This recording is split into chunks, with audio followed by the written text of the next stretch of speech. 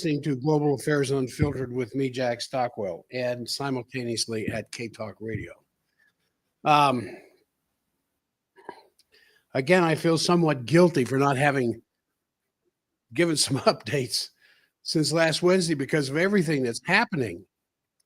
It's just a whirlwind of geopolitical stuff going on out there. Yeah, station ID. So, um, the title of the program, of course, is Russia is winning the war. There will be no land swaps. There will be no retreating. Russia will maintain control of the property that they've got under their military control. And it's just a matter of time until attrition finally proves nobody left to fight. That's your update on Ukraine. For Gaza, oh my goodness, what's about to happen there? I'll get to that as well. But I saw this letter, and I was really moved by it because it's so concise and it's Vladimir Putin can't be trusted. This is the Western mantra. You can't trust anything that comes out of Putin's mouth. The gold medal for international duplicity goes hands down to the Anglo-American policy establishment. Beyond argument, beyond doubt. America plunged. Now I want to put this in the context of the Western media saying Putin can't be trusted. Who can't be trusted? A couple of historical facts here I want to share with you. America plunged into Vietnam based entirely on a made-up December 1964 incident in the Gulf of Tonkin. And that nasty hoax that Iraqi troops were disconnecting baby incubators in Kuwait greased the skids for the first Gulf War. The endlessly repeated mantra that Saddam Hussein harbored his huge stash of weapons of mass destruction turned out to be as false as it was deadly. Washington promised Libya or Gaddafi that if he disarmed, there would be peace. He complied. We congratulated him before we overthrew and brutally assassinated him while driving his country into unspeakable bloodshed and chaos. How many millions of lives and trillions of dollars were lost to all of these lies by Western media, by the Western governments, principally the United States? And the Russia-Ukraine conflict is no exception to this ugly pattern. Then Secretary of State James Baker solemnly pledged in 1990 that Soviet non-interference with German reunification would be reciprocated by NATO expanding not one inch further eastward. And when Moscow followed through on its end, NATO responded to this good faith gesture by moving 450,000 square kilometers east in the ensuing, just a tad more than the 1 inch they promised they would not move. The frequently mooted prospect of Ukraine's accession to NATO membership would put a hostile military alliance closer to Russia than the Cuban-based Soviet missiles were to America in 1962. Beginning in 2015, then German Chancellor Merkel and French President Hollande were designated Western spokespersons in adjudicating the status of Russian speakers in the Donbass with Moscow. In 2022, these two admitted, no, they bragged that they weren't negotiating in earnest, but only stalling for time while Kyiv girded for war. So, in all honesty, who is it that can't trust whom? And despite this incredible record of mendacity, there is a solution. America and Russia can both massively benefit from great infrastructure projects, like the bold proposal for a tunnel across the Bering Straits, joining the two hemispheres of Earth for the first time ever. This kind of cooperation could create a completely different context for the resolution of impasse with Ukraine. And a first good step, and I've talked about this for a month,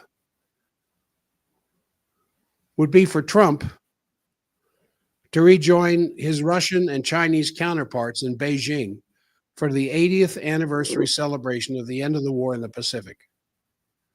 Less hypocrisy, more self-reflection for many pro-war advocates would be most welcome at this point in time. As we keep moving closer and closer to thermonuclear conflict, and one of the best things I think came out of the Alaska meeting is almost nothing came out of that meeting, except Putin made very clear to Trump what's going on. And I think Trump finally now understands what's going on. But there was no ceasefire because there's not going to be a ceasefire. Peace through victory. That's the only way it's going to come. I don't know if you've been following Marjorie Taylor Greene, who first called Israel's attack on Gaza genocide at the end of July, escalated her campaign against continuing U.S. funding for this genocide, posting 2 days ago here on X a statement insisting American citizens face up to such a moral, critical issue. Now, I'm going to quote this. This is directly from X.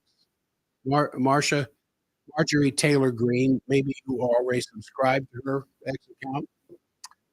Quote, if America was being bombed day because of something horrific our government did, and many innocent Americans and American children were being killed and traumatically injured, and we begged for mercy, but the rest of the world said, oh, Americans voted for their government, so they deserve it. Their government is bad, so all Americans are bad. Therefore, this is what they get and must be done. And the world would be silent to our suffering. And no one came to our aid. And our cities and homes were bombed and turned to rubble. And our infrastructure was destroyed. No farms, no grocery stores, no more organized society, and no one helped our injured and hungry children. How would you feel? What would you think? What would you do? This is what is happening to Gaza, where in spite of what we have all been told, many innocent people and children are being killed, and they are not Hamas. Does Hamas deserve it? Yes. Do innocent people and children deserve it? No. The innocent people in Gaza did not kill or kidnap the innocent people in Israel on October 7th. Just as we spoke out and had compassion for the families and victims of October 7th, how can Americans not speak out and have compassion for the masses of innocent people and children in Gaza? Is one type of innocent life worthy and another type of innocent life worth nothing? For me, I think God sees all innocent lives the same and he loves them all. As a matter of fact, he sent his own son for all people. That's how much he loves us. Then Greene writes that the U.S. gives Israel $3.6 billion annually in funds for military aid, but then she corrects herself. She said, quote, U.S. taxpayers fund Israel $3.8 billion annually for military aid. That means every U.S. taxpayer is contributing to Israel's military actions. I don't know about you, but I don't want to pay for genocide in a foreign country against a foreign people for a foreign war that I had nothing to do with. And I will not be silent about this.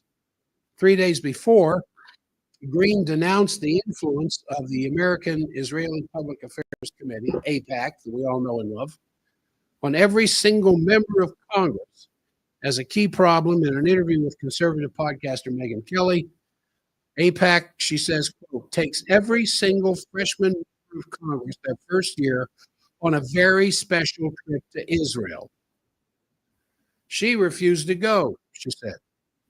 AIPAC is not required to register under the Foreign Registration Act, claiming, oh, but we're Americans. Yes, they're Americans, but they're coming to Congress and to the federal government asking on behalf of the country of Israel. Now, one more thing I want to say here before I get into a general update.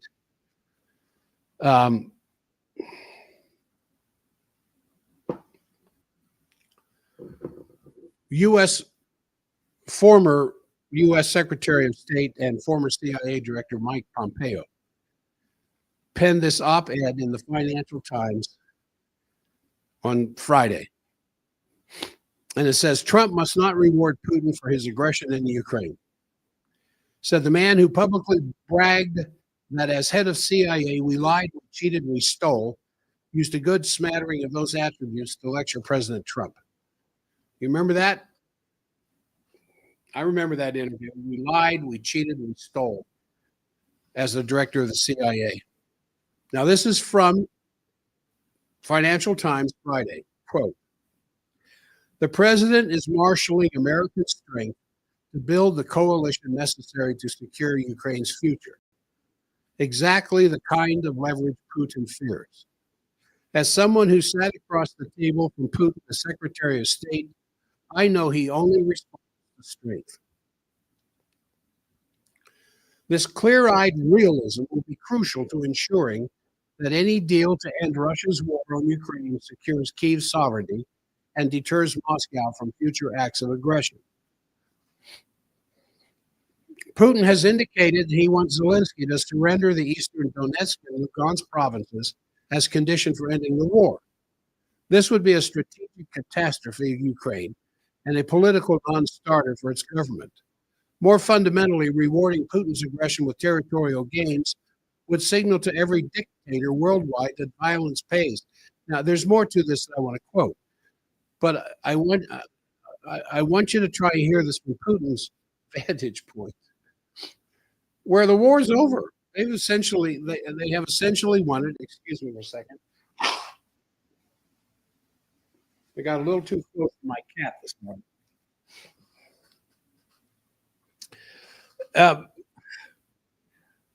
Russia is moving kilometers every day closer to the Dnieper River.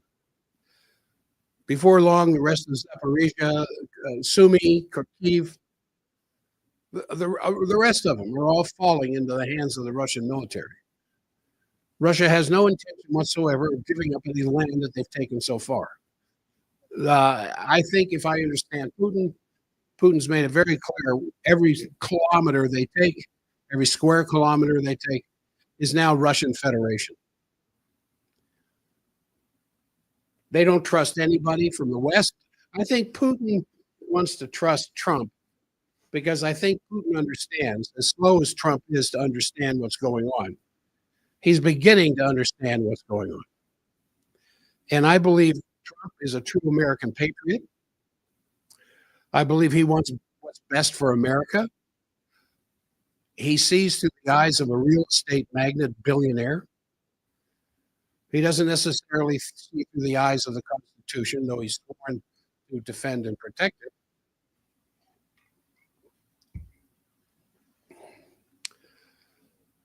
But these things that Pompeo is saying here, in light of the fact when he talks about maintaining Kyiv's sovereignty and to deter Moscow from further acts of aggression,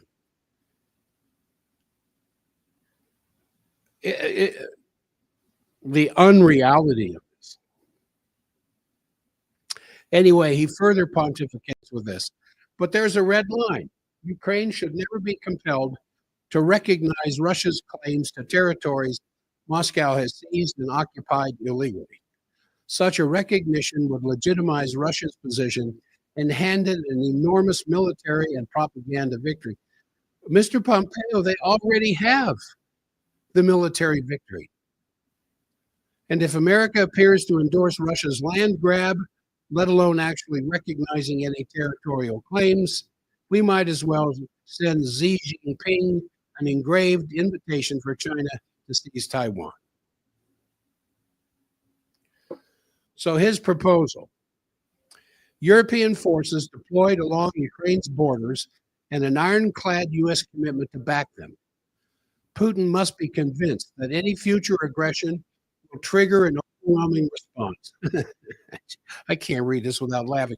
Ultimately, Trump must remain resolute in backing the European coalition of the willing and ready to do whatever is necessary in response to any future Russian violations of Ukrainian sovereignty.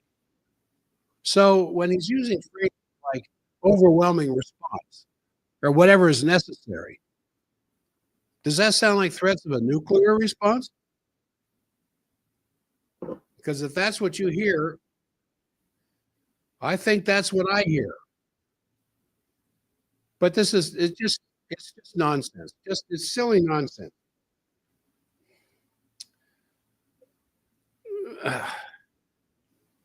I try to feel who's his audience? Who's he talking to? And I think a lot of his audience is not just the Democratic side, but Fox News people. Because I hear this out of the Fox News people, the same nonsense.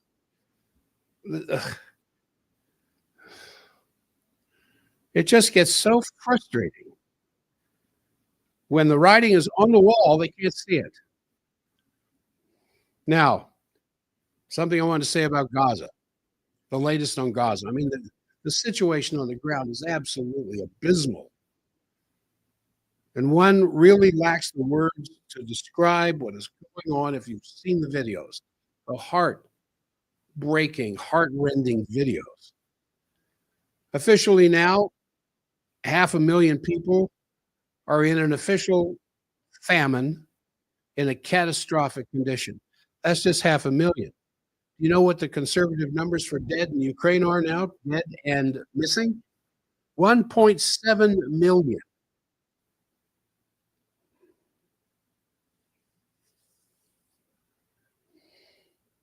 Sorry. And now, officially, 500,000 people are in famine conditions in Gaza. It's expected that there will be 640,000 by the end of September, minus those who will have died between now and then. So it's an official famine. There is an IDF offensive against Gaza City, started already. Supposedly, they have already taken certain suburbs. Naturally, the countries around in the area are gearing up because Egypt has reportedly mobilized 40,000 troops in the Sinai, trying to prevent these Palestinians from being chased into Egypt, which was one of the aims which has been mentioned in the past.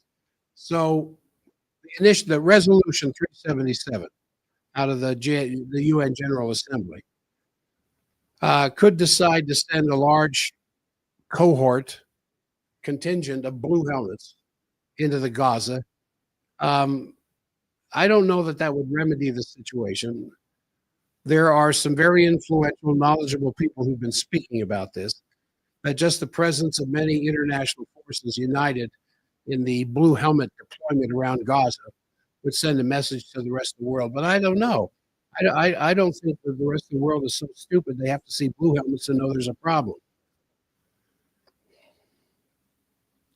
But it's just unbelievable. In light of Marjorie Taylor Greene's recent posting on X, every American financially is supporting this famine, this genocide, because the money you're paying in tax dollars is going to Israel.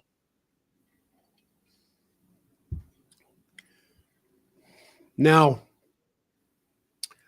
one more thing about the Ukraine crisis I just remembered. I think it's reached a point of ending here pretty soon, simply because of the fact that the Ukrainian people are disappearing. There are now more or less confirmed official reports, as I said. The number of casualties in Ukraine, about 1.7 million, either killed or missing. You remember what is it, 600,000, I think, in the war between the states? 600,000 total between the northern and southern states in our civil war. 600, it's just under 700,000. Add 1,000,000 to that. And that's what you see the last 3 years in the Ukraine.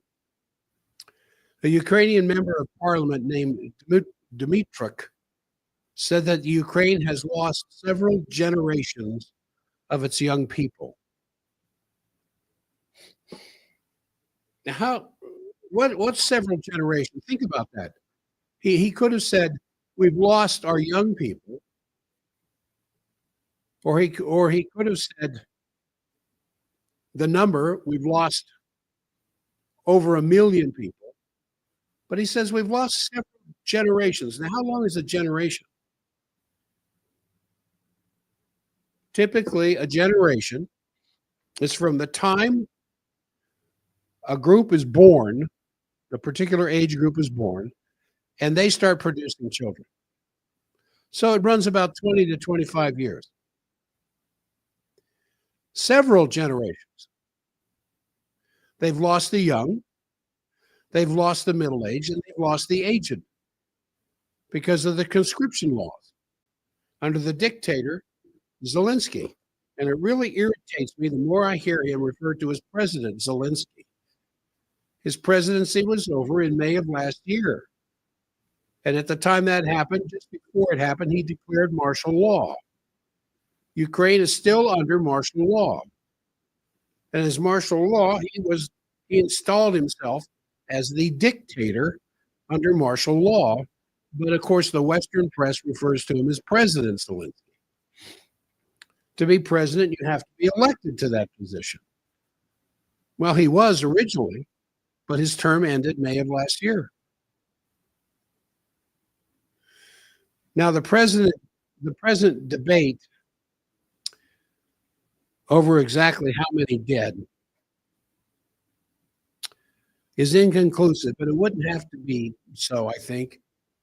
It was reported in Politico that the United States Under Defense Secretary of Defense Eldridge Colby a few days ago addressed a private video meeting, which was called by the U.S. Chairman of Joint Chiefs of Staff, Dan Kane, who had put together a number of European defense chiefs. And Colby told them that the Europeans had to more or less rely on themselves. There is absolutely nothing firm to be expected from the United States in terms of securing the peace after Russia would pull back its invasion.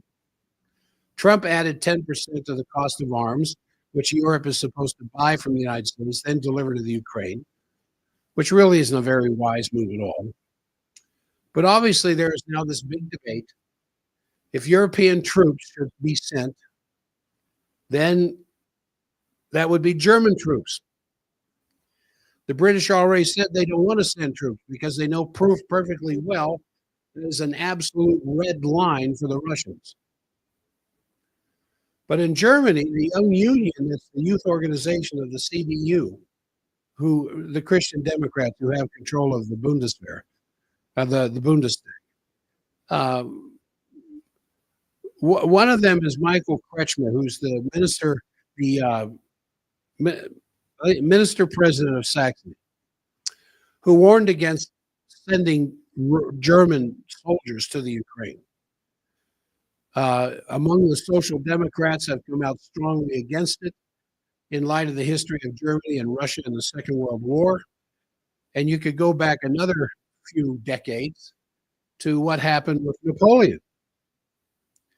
Now, Napoleon had an army, had an incredible army, and he knew England was the enemy. And he was going to go after England.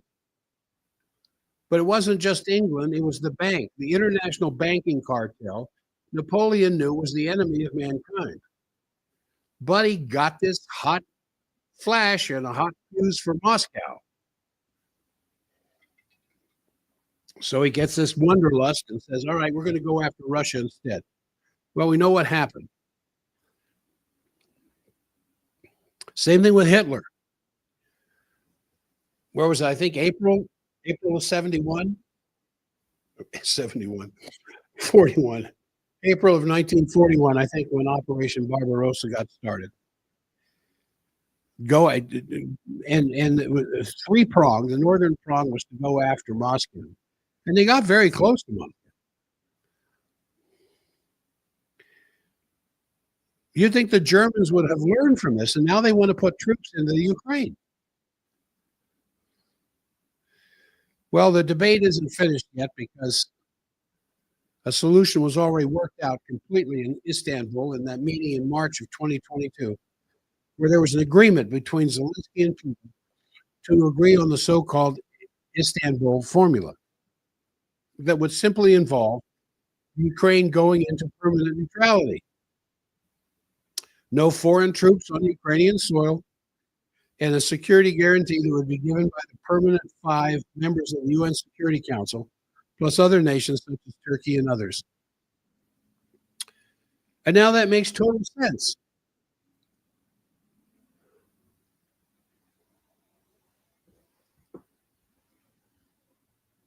There's something coming across KTalk. This is the so-called Austria formula. The time when Austria was a neutral country worked very well. It did not cause harm to anybody.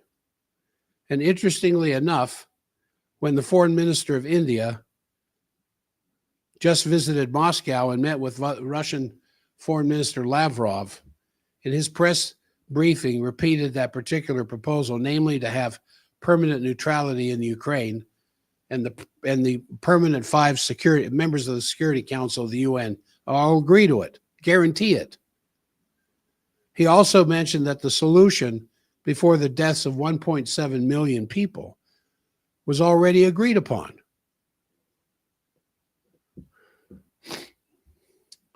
But then the war party deployed crazy nutcase Boris Johnson to Kyiv.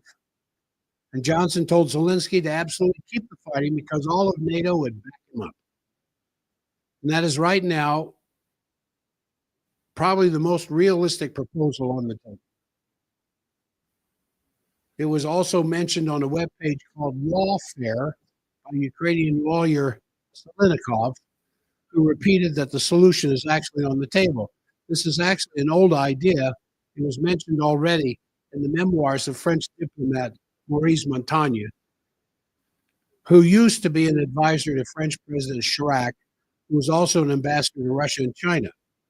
And he was already sent by Chirac in 2006 to Moscow to propose this approach to the Ukraine. And at that time, the Russians were extremely appreciative of that proposal.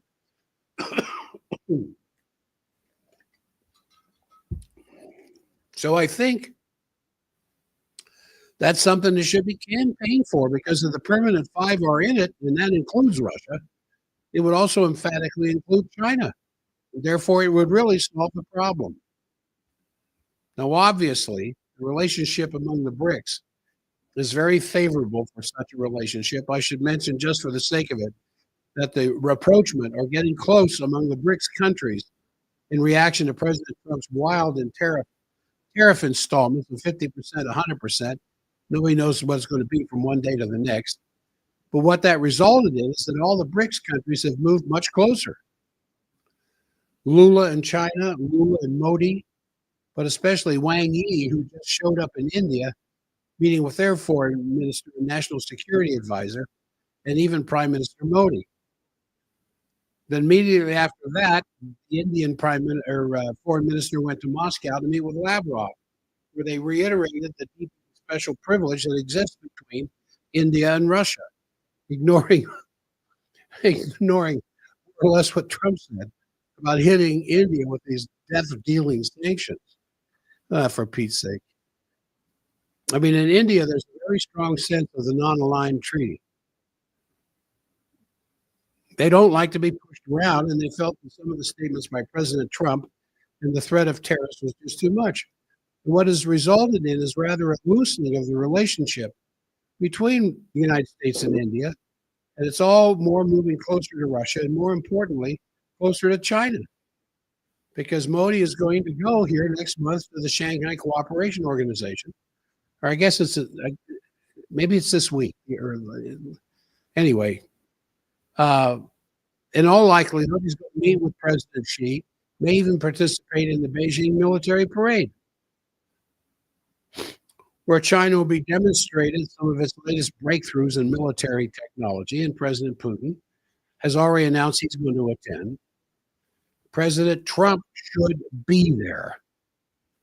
Under all circumstances, President Trump should be there at this celebration of the 80th anniversary of the end of the Pacific War.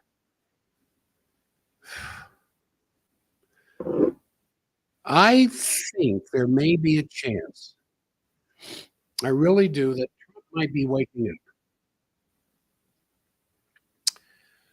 And I think he wants to solve the situation in Ukraine before he does something with Gaza. Now, there are those who believe that Netanyahu has all of the blackmail stuff he needs on Trump via Epstein.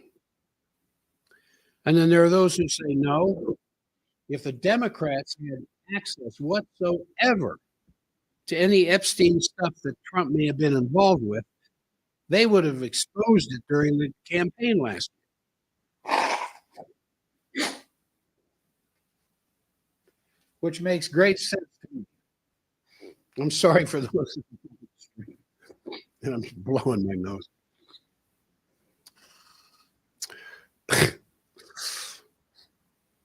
Oh, it's just the intrigue. You can't make this stuff up. And it's just,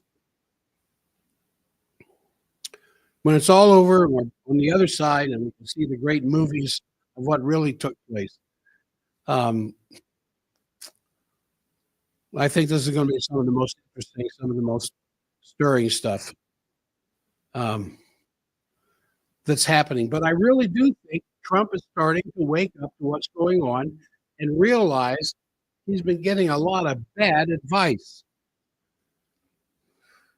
Now, in less than 2 weeks, on the 3rd of September, there's the meeting in Beijing that could be a potential breakthrough for all of humanity. If we can get President Trump convinced, he said he may have trouble if he goes to Moscow, because that's the only thing I've heard about him so far. But I'll get in a lot of trouble for that. Well, so what?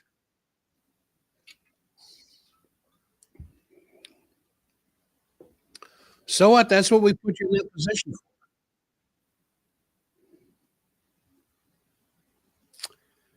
But he said he wants to go to China this year anyway. Well, next week is a good time to go. That would be a perfect opportunity that would send the strongest possible message. If Trump and Putin and Xi and Mullah and Modi and others would reiterate the promise of fascism never, ever, ever again being allowed on this planet, and to go ahead instead of cooperation,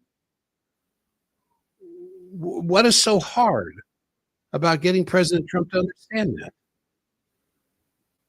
Now, I think obviously the issue of the International Criminal Court warrant against Putin is being used for obvious reasons. Anytime he goes outside of Russia, depending on the country he's in, he's subject to arrest. I think Switzerland has already indicated that they would exempt that. So if they want to meet in Switzerland.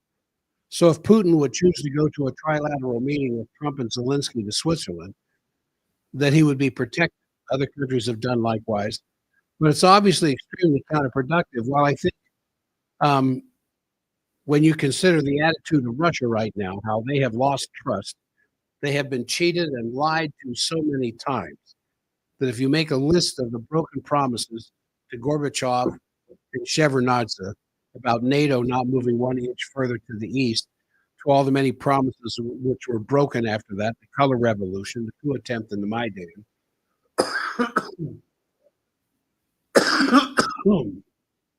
As stuffed up as I sound, I'm not sick. It's just an allergic reaction. I got too close to my cat. The Western media somehow assumes that we all have amnesia and we don't remember any of the stuff that I enumerated at the beginning of the program, of all the lies that were told to Russia. And that we just because it's no longer on our radar screen, it's no longer an issue, and that they can go online and respectively say that there was no coup in Maidan is just an insult to the intelligence of anybody who's halfway wittingly to go through the present list of these week by week, month by month occurrences. If you look back at it with perspective, you can see what was going on. Just as the coup that tried to take place, or did occur to some degree, under Obama against Trump in the fall of 2016 after the election, when all the heads of intelligence, CIA, the NSA, the FBI, uh, who else was there? There's some others in there. All conspired with President Obama to push the Russia hoax. You see what just happened with John Bolton? Probably get into that more tomorrow. I'm just waiting for the first indictment. I'm going to have a party as soon as the first indictment shows up. Well, we have to go back to diplomacy, and that was what was taking place in Alaska, because you look at the previous administration, there was no diplomacy. Biden wasn't sitting down with Putin. No one was sitting down with Lavrov.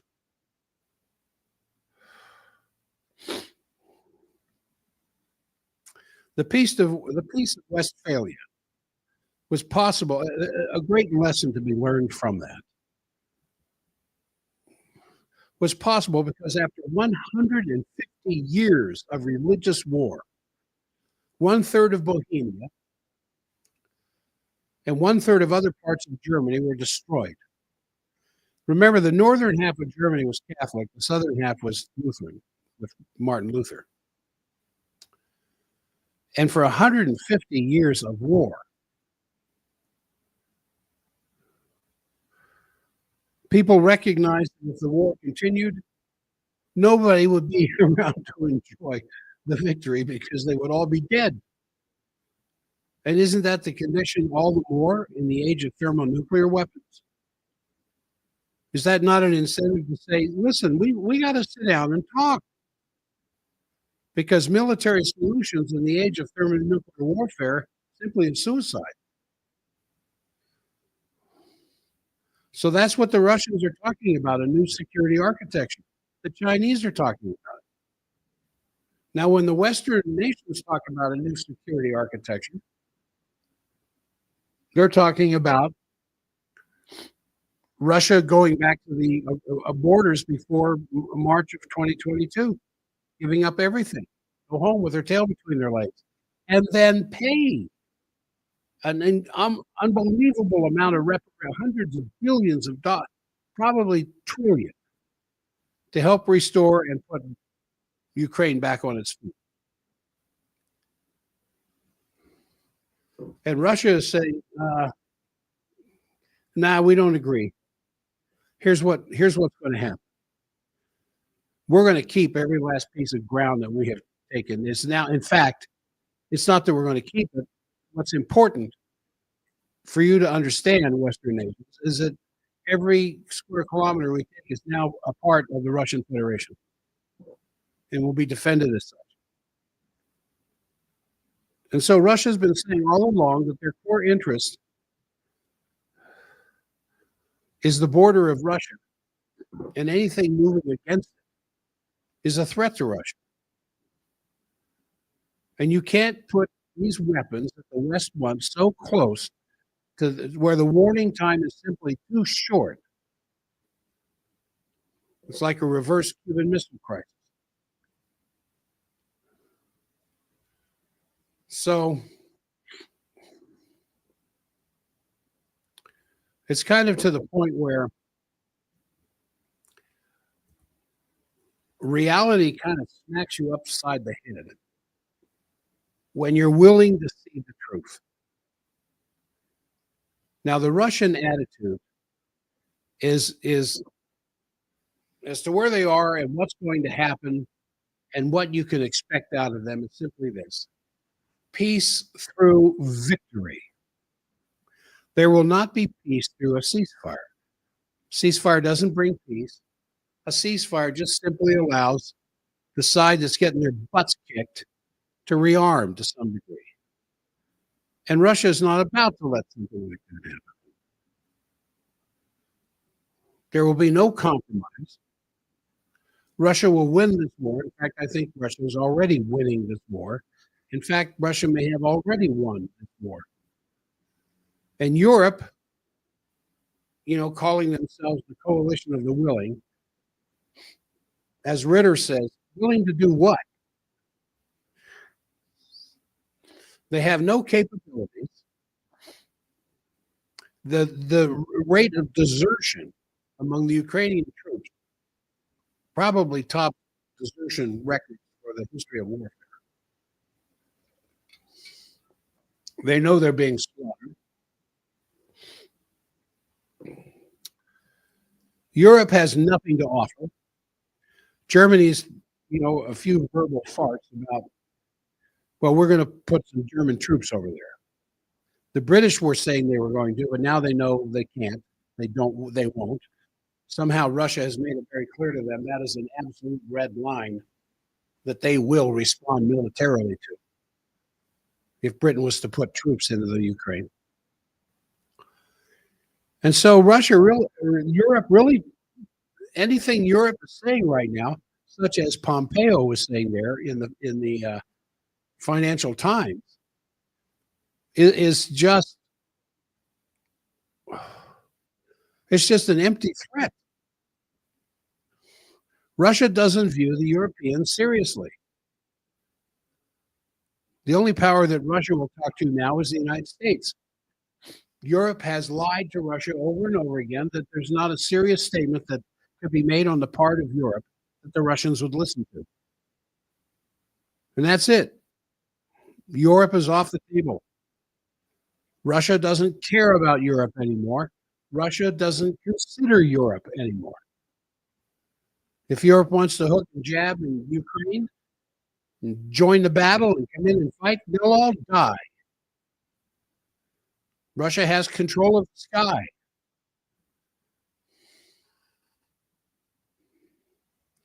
The amount of drones that they have, the hypersonic missiles that they have, the Oreshnik. Lukashenko was asking Putin the other day to go ahead and use an Oreshnik. Putin said, no, we're not there. And so peace through victory, this is what it's come to. There will be no stepping back. The Russian people have sacrificed so much. Their cause in this opinion is just. In their opinion, it's just. There's no room for compromise. This is a sad thing to say when it comes to the cause of peace. 1.7 million Ukrainians have died. And before this is probably completely over with, probably another million. They've died at the rate of 625,000 per year so far. If Ukraine and Europe want to continue to shove meat into the meat grinder, Putin has no choice. They will kill as many Ukrainians as put on the battlefield. And Russia will not stop. Victory will be had. And that is the end of it. Now, Russia's terms for the conflict resolution are just. They've been consistent. Russia has not deviated one iota over the last several years. They will not stop short of denazification of the Kyiv government. The Nazis have to go. And I've talked about this for 3 years now on my radio show. Demilitarization is an absolute that the Russians will expect of the Ukraine. I don't know what kind of a fantasy world Europe is living in, but they will be allowed. The Russians said they can have an army, 50,000. That's it. Lightly armed with no NATO influence at all. That's the reality. And there won't be any deviation from that. Russia is Russia, meaning all the territory that is constitutionally part of Russia will be part of Russia.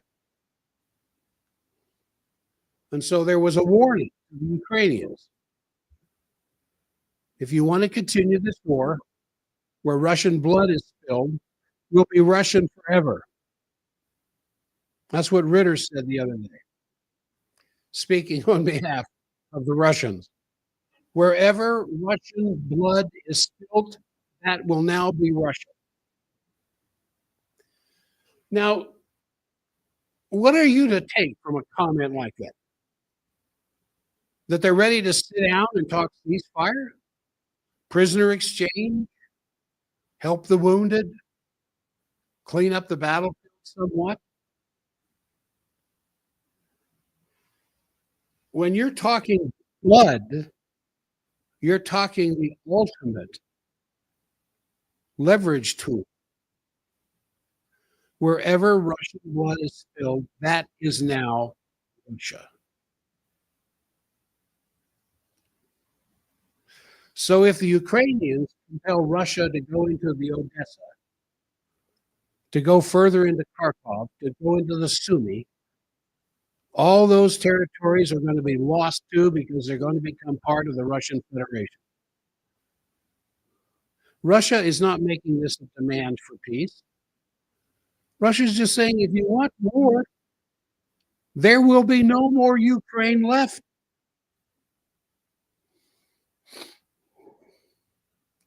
Because the Russian war machine is not going to stop until the Ukrainian army surrenders. And as Russia moves further and further west, the Russian Federation increases in size.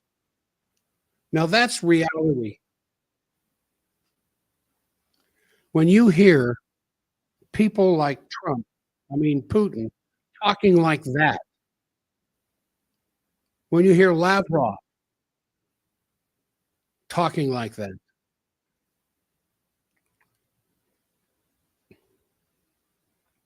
and the other thing is this notion of Austrian-style neutrality. The Russians are clear. When the Russians say neutral Ukraine,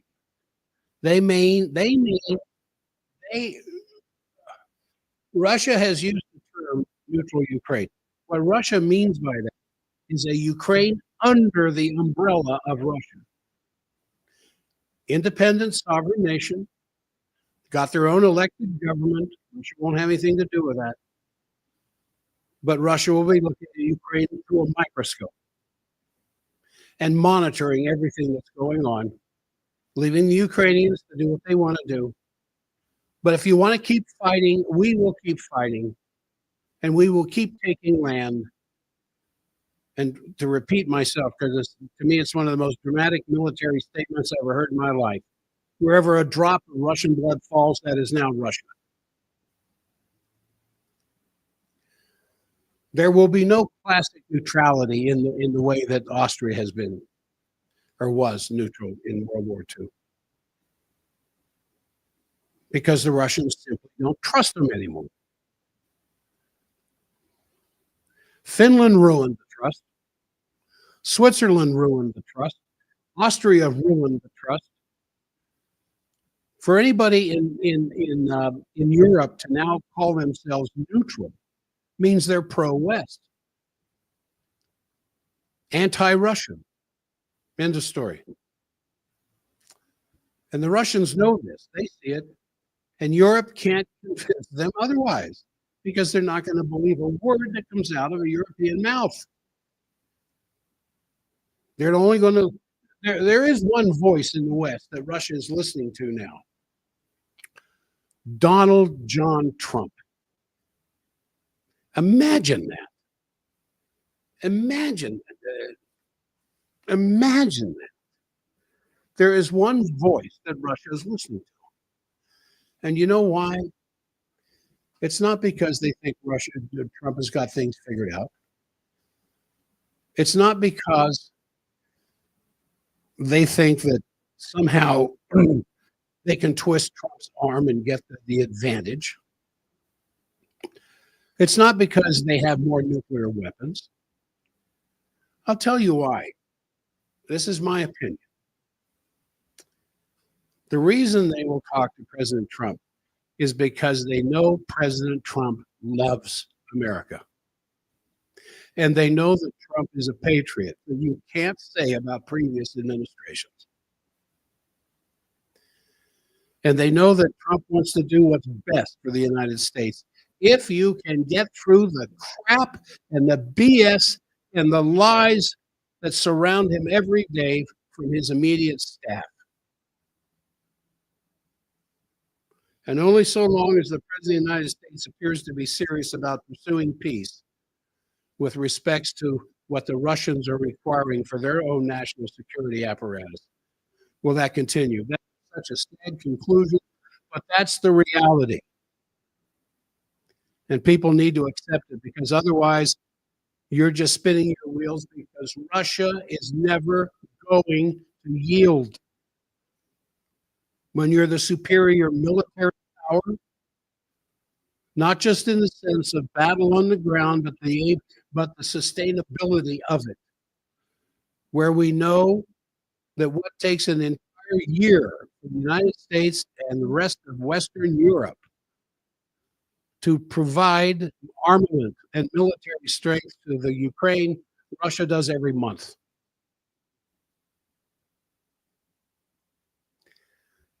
Now, in all of what I've just gotten through saying, and we're going to be out of time here in a minute, I find great hope. I really do.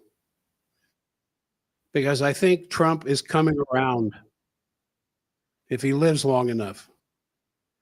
And this is a time when Ukraine is simply running into the harsh reality that it has no friends. It never had any friends. Ukraine was always the tool of the West to try to bust up Russia. Now Ukraine has simply become politically inconvenient to Europe and the United States, and the hard truths and the other lies about the Ukraine is about to be told. The diminishment of the Ukraine to make it impossible to support the Ukraine. So, where's Zelensky in all of this? Probably planning to finish the packing of his personal stuff so he can get to his Miami Beach or wherever it is property before the forces of inevitability finally catch up to him.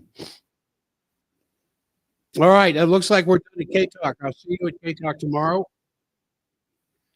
And for those of you on the stream, if you can like and subscribe and share this and pass it around to help build the audience a little bit, I would deeply appreciate it.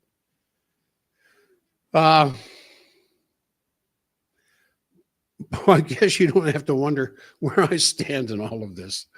Not that I'm important, or not that my opinion is important at all, but that's the reality of the day as I see it. You be safe out there. Keep your wits about you. I will see you all